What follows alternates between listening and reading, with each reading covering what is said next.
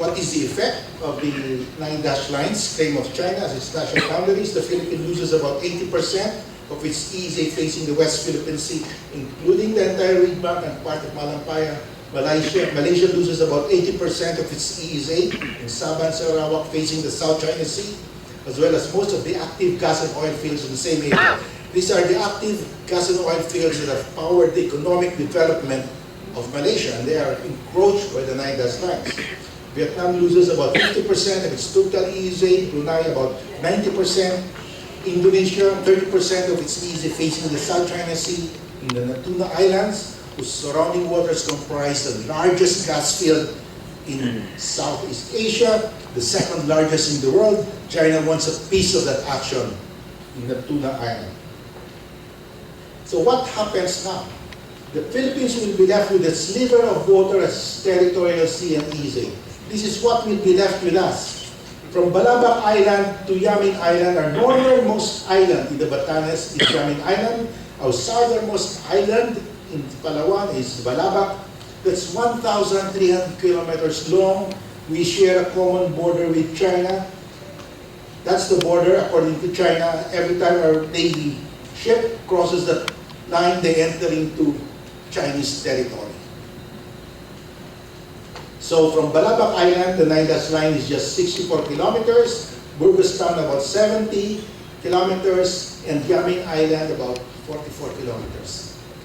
What does it mean to have a common sea border with China that's very long, 1,300 kilometers long at least? You ask the Vietnamese, they have a long land border with China, and to remain sovereign and independent, they have to fight China for centuries. The moment they slacken their guard, they become a province of China, which happened in the past, or they become a satellite of China. That's why with a smaller GDP than the Philippines, Vietnam has acquired submarines, 6 kilo class submarines, fighter jets, anti-ship missiles, because they know it's an existentialist threat. Is this an existentialist threat? We have to find out. Now, under UNCLOS, what are the maritime zones? This is the territorial sea. From the low water mark, you measure 12 nautical miles. That's called territorial sea because it's like territorial land. That belongs to the state, complete sovereignty except the right of innocent passage. From the edge of the territorial sea, you measure 188 nautical miles. That's the exclusive economic zone. It is called exclusive because the coastal state has exclusive right to exploit economically the zone. All the natural resources, living and non-living, belongs to the coastal state. Exclusive economic zone means the coastal state has exclusive right to exploit the zone economically. From the edge of the EEZ, you measure 150 nautical miles. That's the extended continental shelf. If there is a natural prolongation of the extended continental shelf here, there is no break, like a deep trench here, then the state is entitled to an additional 150. If there's a break here, there's a trench, then the state can claim only up to here, as its extended continental shelf. Now, these are the high seas here, from here. From the edge of the EEZ, all the fish here belong to mankind. The mineral resources here belong to the coastal state, and the mineral resources here belong to the common heritage of mankind. This is administered, the mineral resources here are administered by the International Seabed Authority, an authority created under UNCLOS. If you want to explore this, a state wants to explore it, they have to apply with this International Seabed Authority. The authority has issued 37 permits to explore the seabed. 4 permits have gone to China, the highest number for any state. So those are the maritime zones. And under UNCLOS, because of the geology of the South China Sea, the maximum that a coastal state can claim is 350 nautical miles. No state coastal state in the South China Sea can claim beyond that because of the geology. So that's it. China is claiming much more than that, 950 nautical miles. Now, what is a low tide elevation? A very important concept. A low tide elevation must be naturally formed. Area of land, it can be rock, surrounded by water, above water at low tide, so you can see it at low tide, but submerged at high tide. At high tide, you cannot see it. What is the legal significance of that? It is part of the submerged continental shelf. It is not land. A low tide elevation, it is not land, it is not territory, it has no territorial sea, it has no territorial airspace. LTE beyond the territorial sea is not subject to appropriation by any state. It cannot be owned. But if it's within your EEZ, then you can exploit it. Sovereign rights to exploit the natural resources. Now, this is low tide elevation. This is a rock above water high tide. This is an island. Why? Because at high tide, you cannot see this anymore. So there is no, this one has no territorial sea. This one is a 12 nautical mile territorial sea because above water at high tide. This is an island. Of course, it has a territorial sea of 12 nautical miles. If it is capable of human habitation or economic life of its own, then it's entitled to 200 nautical mile EEZ. If there is a natural prolongation of its extended continental shelf, it's entitled to an additional 150 nautical miles. So those are the concepts.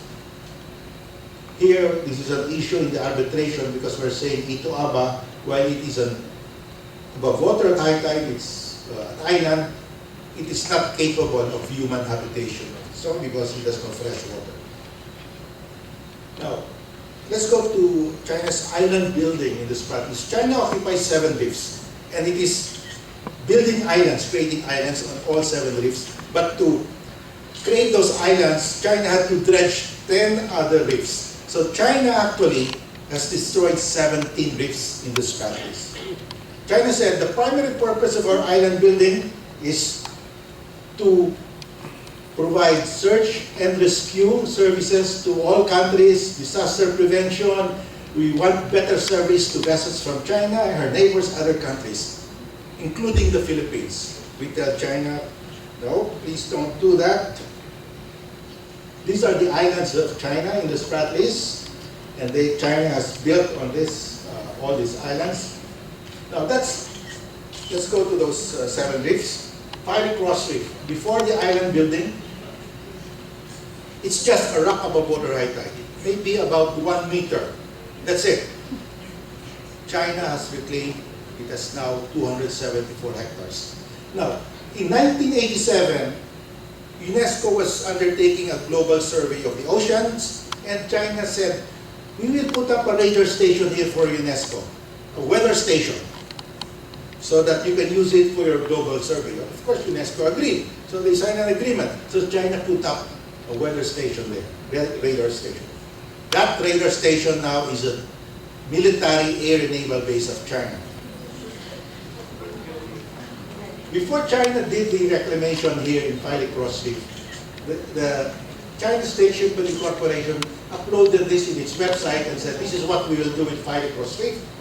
It's a 274 hectare reclamation, 3-kilometer runway, hangars, and if you look at this is the swept-wing strategic bomber of China, the H-6K.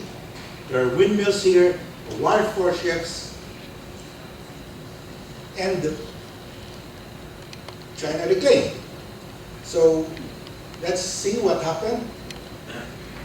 In June 2015, China published this photo. We have finished the reclamation. Here it is. You compare it to the plan, it's almost the same. The only difference is this. They transferred it here. Now, Admiral Harris, the U.S. Pacific Commander, said a 3,000 runway is large enough to take a B-52, almost large enough for the space shuttle, and 3,000 feet longer than what you need to take off on a Boeing 747. It's very long. It's a military-grade runway, and Admiral Harris said China is building hangars for fighter jets here. That's the H-6K. It's armed with cruise missiles, conventionally armed or nuclear armed. And this is a range of 7,000 kilometers. combat range is half of that. It can fly towards Australia and release its cruise missiles, which have a range of 2,200. 1,000 kilometers before reaching Australia, it can release its cruise missiles and turn back. The cruise missiles are satellite guided, and all US military installations in northern Australia are within range of those cruise missiles. China tested the runway in Fiery Cross Reef, very good. So it's now operational as an air base. Johnson South Reef, before the island building, it's a low tide elevation within our EEZ. As of December 26, you can see here, radar domes, tower, buildings. In 1988, the Vietnamese used to occupy this, and the Chinese forcibly ejected the Vietnamese from this area. 77 Vietnamese sailors died in that skirmish, 1988. And China reclaimed it, it's here now.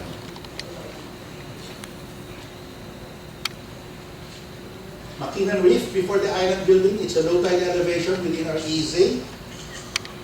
That's how it looked like, May 5. Again, we have tall buildings, towers. As of 2015 November, China has reclaimed 7.2 hectares out of a low tide elevation. That's Gaven Reef. The original structure is here. It's outside our EEZ, but within our extended continental shelf. That's how it looked like May. Tall buildings again, 4 to 6 stories high. 13.6 hectares now, reclaimed by China. Quarteron Reef is just a rock above water at high tide outside our EEZ, but within our extended continental shelf. That's how it looked like. Quarteron Reef, January 21. Now this appeared in the newspapers today and the other day because these are radar sites. The radar here can monitor all aircraft, any aircraft flying in Palawan. When an aircraft lands in Palawan or takes off in Palawan, it can be monitored by this radar facility here. That's the radar facility of China. Very important because China will put up an ADs in the South China Sea. I will discuss that later. That's Zamora Reef. Very important reef for us because this is very close to Pag-asa, just outside the Territorial Sea, 12.2 nautical miles from Pag-asa, the largest island. This is Zamora Reef before the island building, totally submerged, part of the high seas. Now, this is 500 nautical miles from Hainan, very far. That's how it looked like December 23, 2015. You can see the runway here, the dredgers. It's now reclaimed with land. That's the blow up of the runway as of December. And as of December 23, China has reclaimed 500 hectares. This is the entry and exit. So this is the harbor for warships and submarines. Before the reclamation, this was 22 meters deep. That's deep already. And with the dredging, it's even deeper, so ideal for a harbor. So this is a naval base with a runway. Fiery Cross Reef is an air base with a harbor. Now, Article 88 of UNCLOS states, the high seas shall be reserved for peaceful purposes. In other words, you cannot build a military facility in the high seas. China just ignored that and built here an a naval base in Zamora Reef. Mischief Reef, before the reclamation, at the start of the reclamation. Now, China plans to reclaim 800 hectares out of a submerged area. It's totally submerged at high tide. China now, today, as of November 2015, China has reclaimed 590 hectares. How big is that? San Juan City is just 594 hectares. So it's as big as San Juan City. What will China do with that? It's an air base and a naval base, and China can garrison thousands of Marines. The Chinese analysts call Mischief Reef the Pearl Harbor of China in the South China Sea because it will be an air base, naval base, and they can garrison thousands of troops there. Now, this is the worry of our naval commanders. Why? Because That's the airstrip, the development. Here you have a housing infrastructure, parade grounds, docking facilities as of January 8. Why is it a problem? This Palawan, the islands that we hold are here, that is in between. So if there is an air and naval base with thousands of Marines of Chinese garrison there, we will have a hard time resupplying our islands here. We will be forced to abandon those islands, and that is what China has been doing with respect to Ayungin Shoal. Ayungin Shoal is just 20 nautical miles, and this is the brave PRP Sierra Madre, dilapidated but manned by about a dozen Philippine soldiers, being around here, Chinese Coast Guard vessels circling 24 hours a day, like vultures circling a dying bird. So here, we can resupply this today because of the shallow waters of Ayungin Shoal. We use a small watercraft.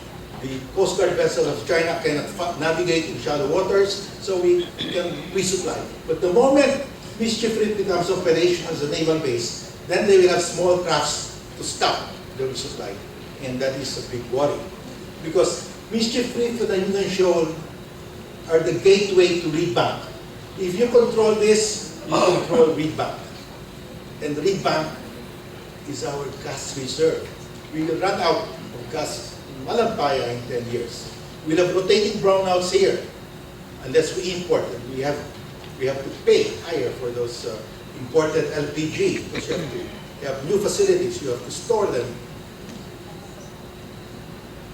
So it's a big problem.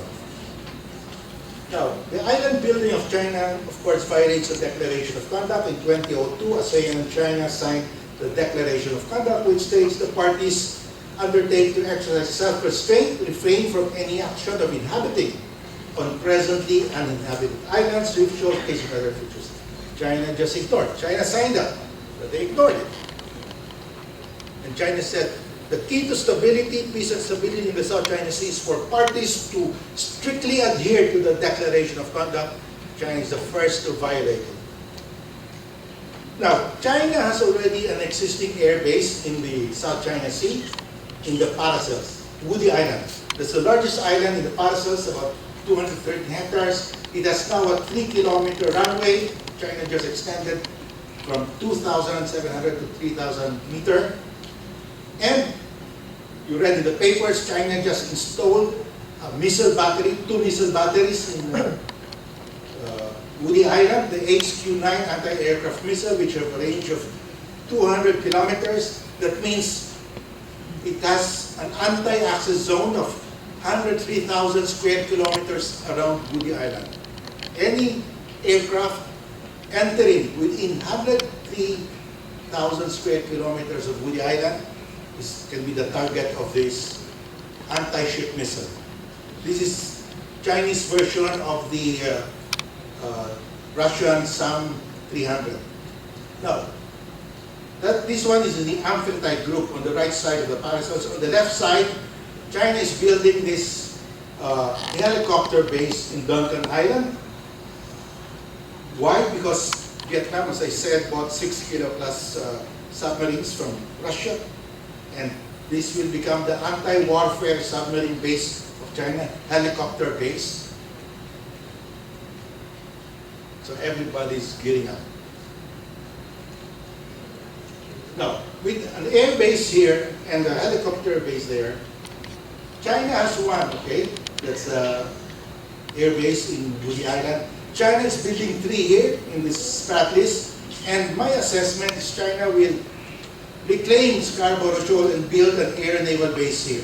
So it will have 3 air bases, a triangle of air bases. It will now enforce an ADIZ, Air Defense ID Zone in the South China Sea. Why does it need ADIZ? Because Hainan is the home port of the Chinese nuclear submarines, nuclear armed submarines. Those submarines carry nuclear warhead, but if they fire the missiles here in the South China Sea, it will not reach continental USA.